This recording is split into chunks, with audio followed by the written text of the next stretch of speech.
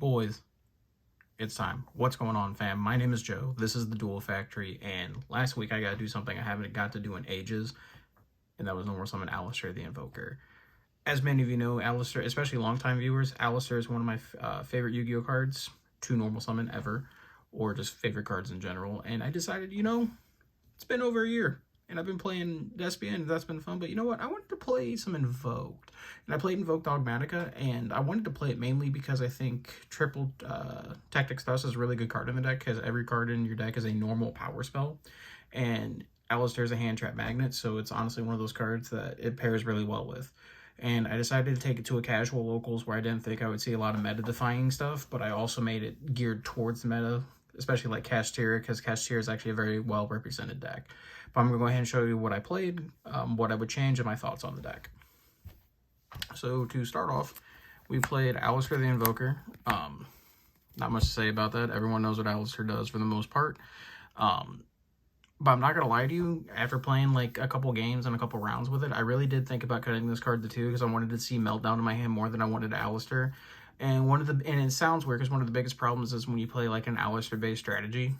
A lot of times you don't see Alistair, but vice versa. Sometimes you see way too many copies of Alistair. And I think if you count 3 Meltdown, Terraforming, and then only 2 copies of them, that's 6 copies of them. So I think that's plenty of copies to see in an opening hand, especially with so many like power cards and search cards we have. That's just my initial thoughts. Then we played 2 copies of Dogmatika Ecclesia. This is a card that I wanted to play at 1. Just because it's one of those things I wanted to see Nadir Servant more than I actually saw Ecclesia. But I did build the main deck with Kashtira in mind.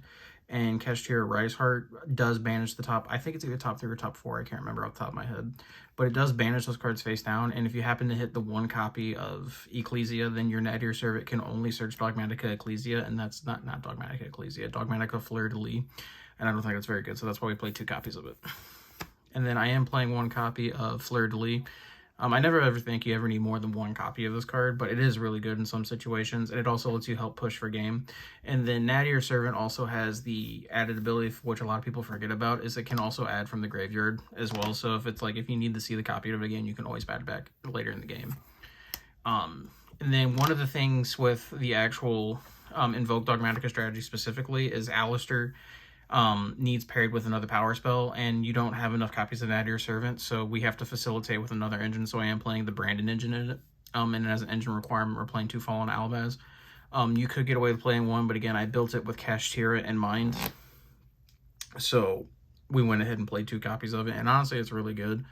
But my extra deck didn't facilitate as well as I wanted it to, so I would make changes to that, but I think you do need to play 2 copies of it. And then going on more with that theory, I did play the 1 copy of Dark Magician, simply because we wanted Branded Fusion to be able to be a solid power spell, and I thought this facilitated it better. Now, that being said, I did need to make changes to the extra deck, because if this somehow randomly does get banished, your Branded Fusion is pretty much dead in this build, simply because we didn't play Mirror Jade or Albion, because I didn't think it was necessary. After playing a tournament with it, I would definitely change it to where we would facilitate the extra deck better, but the 1 copy is fine. I did not want to play 2 copies of an actual level 7 vanilla. And that's it for the monsters. Onto the spells. The card that I want to see in every hand is Magical Meltdown. For those of you who don't know, this was the OG branded Lost. Basically, when you fusion summon, your opponent can't respond to it, is basically what it is, and then they can't respond. When monsters are fusion summoned, they can't respond to their effects. More or less, it's the same thing as Branded Lost. It just doesn't search a monster when it's fusion summoned. It adds Alistair the Invoker when it's activated. But can't say much. It's just more copies of Alistair, and it pairs really well with Nadir Servant, which is still arguably one of my favorite like power spells ever printed. It's just such a cool card. It makes it goes from your extra deck just being monsters or something, like your extra deck just becomes an entire utility box of monsters that can be used with this card, so you get like cool bonus effects and stuff like that, and it's just really good follow-up for like a power play and stuff like that. Arguably the card's not very well positioned right now because of, again, the Kashtira deck, but I just really like playing this card, and it's really cool that you can add a copy of a Triple Tactics Thrust. Like I said, we are playing the Branded engine, so I am playing 3 copies of Branded Fusion. This card actually, believe it or not, pairs really well with Alistair the Invoker, just because you can summon Alistair, and then you can't do the play where you link into like Magic's Maid or something like that and be able to keep playing, because then you can't activate Branded Fusion. But Branded Fusion provides Lubellion, which is also a light monster, which still gives you access to Mechaba. And it also gives you access to Dragoon and Mechaba Dragoon, or like once I make the adjustments to the list, like Mechaba Mirage, stuff like that. Like, that's actually a pretty threatening board. And the card's just super, super high impact, especially for a strategy like this. So that's why I went ahead and played Branded Fusion in this list. And then a card that I decided to try instead of Pot of Prosperity, because that's what you traditionally play in this deck. I played 3 copies of Small World. You see this a lot in Math Mech decks and other like combo like base strategies, but Small World is actually like a really, really unique bridge in this deck, because Small World can bridge, and it can bridge the Dogmatika and the Invoked engine, which is what you want to see in almost all your opening hands. You want to see both of those engines because that's where the deck really, really thrives.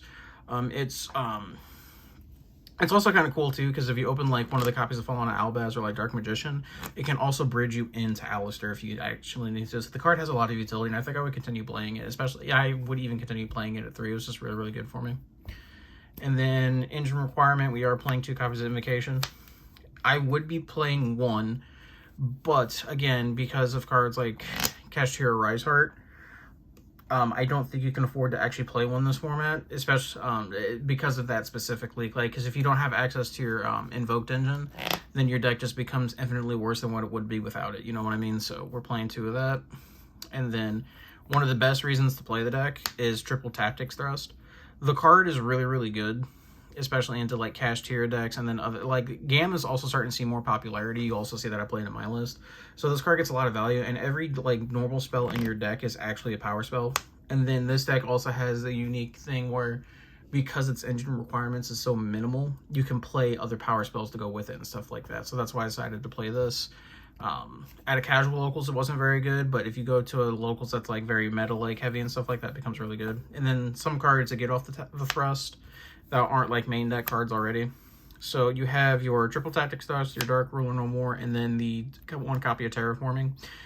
These cards are really, really good going second, where Triple Tactics Thrust thrives. And then Terraforming you're already playing because you're playing an Invoked strategy, so you need to be able to search Magical Meltdown.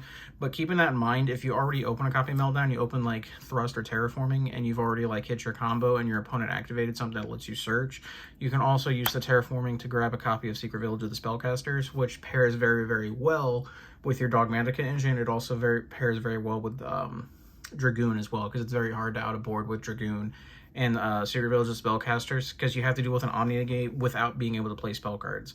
You know what I mean? So it's really, it combos really well, and was really, really good for me. So that was it for the spell cards. And then the 1 main deck trap card is Dogmatika Punishment. In the past, I've been a big advocate of playing multiple copies of this and going to the extreme of playing 3, because I thought the cards are very, very good, and it also like starts your engine if necessary. The problem is Dogmatika Punishment itself is one of those cards that I don't think is very good going second currently, and it's also not very, very good against the Kashtira deck because it has walking Macrocosmos, and this card's not, like, you can't play it under macro, you know what I mean? And cards are also constantly getting ripped out of your extra deck too, so you're not able to take full advantage of this card, but like, it's still a solid card to play, so I definitely suggest playing 1 of it, because your best boards end on Ecclesia, Mechaba, Dogmatika Punishment with Fleur-de-Lis in hand, and that's opening your two best power cards. So I think you have to play it at 1 as a bare minimum for an engine requirement. If it gets banished off a Rise Heart, then it just gets banished. Like, you can play without it. And then for the hand trap lineup, so I was playing 3 copies of Gamma.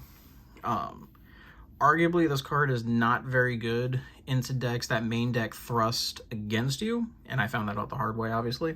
But I think the card itself is high enough impact, especially against decks that are not named Kashtira, because not everyone's going to be playing that deck in the format, obviously, that I think it warrants playing it. Also, ciphering your Gamma's seconds, and the reason I wanted to play it over Nib in the main deck is that seconds as a bridge to your Dogmatika and your Invoked engine, because you can reveal Alistair, banish Gamma, and then add Ecclesia. Vice versa, you can reveal Ecclesia, banish Gamma, and you can search Alistair. So it works very, very well with Small World, and that's why I decided to play it as one of the hand traps in the main deck. And then obviously you have to play 1 copy of Driver to facilitate it. And then for generic hand traps, I played 3 copies of Ash Blossom. I think the card's very good generically. There are some matchups I think it can be poor, but I think it's being so generic against the rest of the format basically warrants playing it, and it's essentially a hefty K against branded players. And then I'm also playing 3 copies of Imperm. It's one of those cards that's very, very good against Floodgate monsters that are strong against you, mainly Arise Art and whatnot.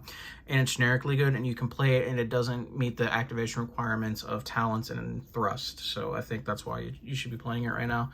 Arguably, it's not very good against the Cashier Trap card. I think the one that when you activate a normal trap, it rips a card out of your hand. I think that's Preparation. But that is the main deck. It was 40. The main deck itself, other than maybe taking out one of the Alistair, so that way I have 6 copies of it, I actually really, really liked my main deck. Where I wanted to make most of the changes would be the extra deck, and I'm going to go over that with you right now. So I played 2 copies of Mechaba. You could arguably play 1 copy, but because of cards getting ripped out of your extra deck and stuff like that, I think you warrants playing 2. And then 2 also comes up in the grind game, believe it or not. So I think that number is right. I did play 1 copy of Purgatrio. Arguably, this card is never getting made. Even with the popularity of Ash Blossom, I never wanted to make this card, and like, because there was never a time that I put myself in like a game pushing situation for it. And even if I like could make it, there were just better plays I could make. So this could probably get cut for something else. I did play 1 copy of Agoides. I stumbled this a couple times, and I think you still need to play it because you need something other than Mechaba to go into, especially if you're like trying to clear boards. So that was it for the actual Invoked monsters. You could make an argument to play Elysium if you're side decking Super Poly, but I'm not side decking Super Poly currently, so. But that's a discussion for a different time. On for the stuff for the Branded Fusion engine.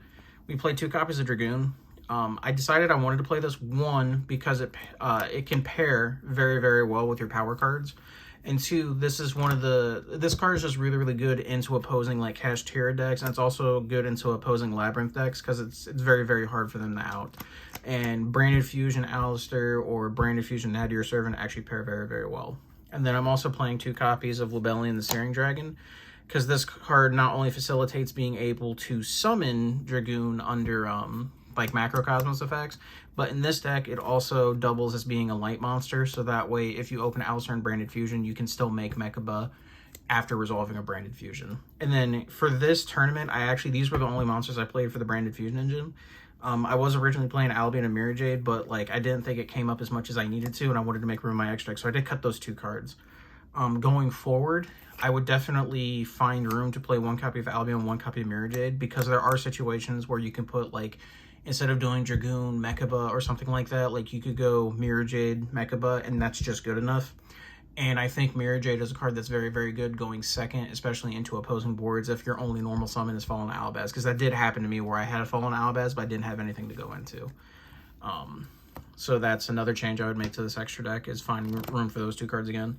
I did play 2 copies of Elder Entity Entis. I wanted to play 2 because in the past, playing the Dogmatika engine, playing 2 does come up, especially going second, because you want to be able to, going second, be able to send an Elder Entity Ents to crack a card on the board, and then that way you can also summon Ecclesia, search Dogmatika Punishment, and then your Dogmatika Punishment, vice versa, can deal with 2 cards on your opponent's turn. That being said, that did not come up for me at all whenever I was playing this deck on Wednesday, and then I would much rather just cut a copy of this to give me another extra deck slot, where I could have played, like, for example, if I were to cut like the Purg and one of the Entis, that makes room already for Mirajade and Albion.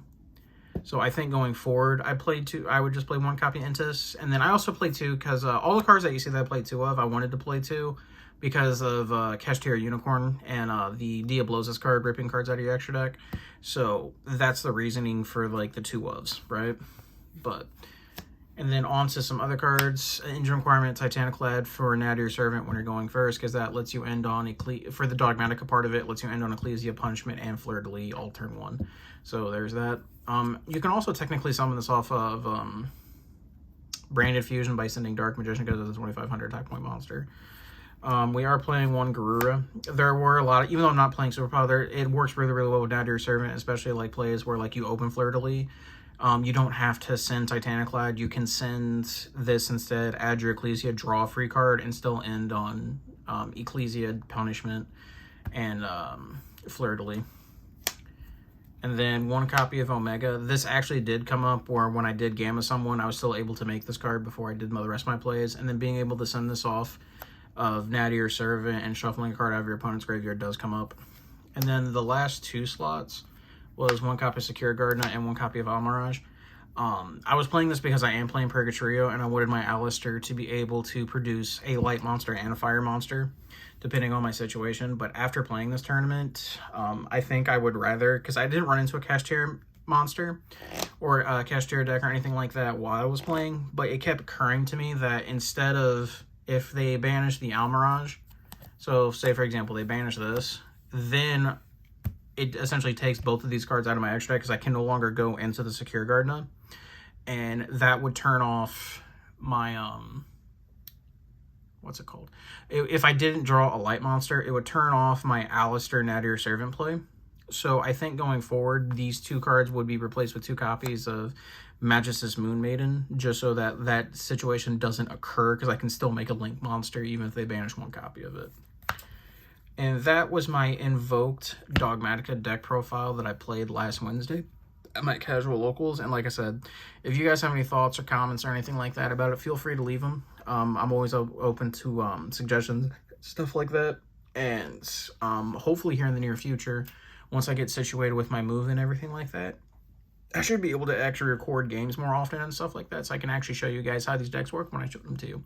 But don't forget to like, comment, subscribe. Don't forget to check out the social medias as well. I actually do a post a lot on Instagram and stuff like that when I post like high-end cards, and then whenever I do local tournaments and stuff like that, I actually do post the list in advance so you can see the cards I played and stuff like that. But again, don't forget to check me out on those. Link will be in the description below, and I'll catch you guys in the next video. Peace.